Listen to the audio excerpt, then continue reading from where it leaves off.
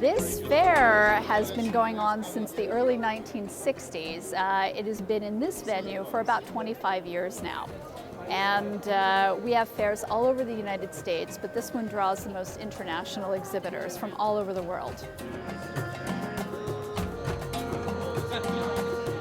It depicts San Yuan Li, the very important battle in which the British forces were defeated by the local Chinese people. Just an amazing situation of technology not winning for once. In 1674, the emperor encouraged the Jesuit missionaries to build an observatory there, and they imported instruments from Europe to China, to Beijing, and they built this observatory, and this is the book describing the observatory. And it's an extremely rare and beautiful book, and it's a book that, as a bookseller, I've wanted to own for many, many years, and I finally got my chance.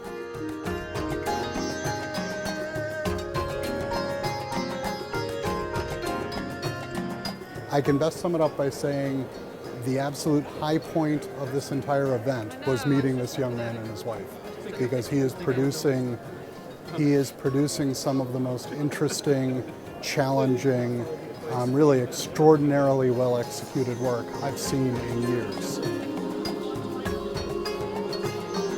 Mao realised he was losing control at that point of the young people, the Red Guards, and wanted to put out some words to the Chinese community. One of the things was to stop the violence, to stop what was happening in the streets and to individuals. Of course, as we all know, it wasn't terribly successful.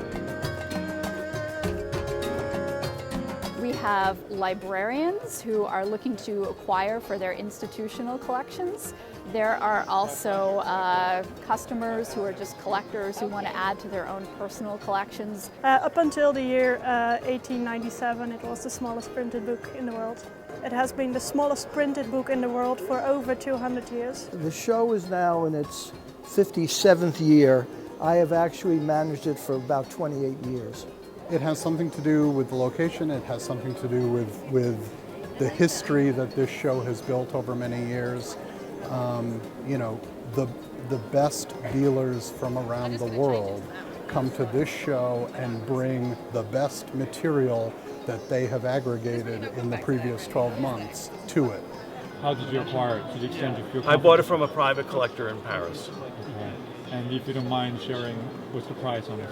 This book is priced $750,000. You may well wonder why you travel halfway around the world away from Asia to show Asian material, but there's lots of interest in New York, in Asia, which is great.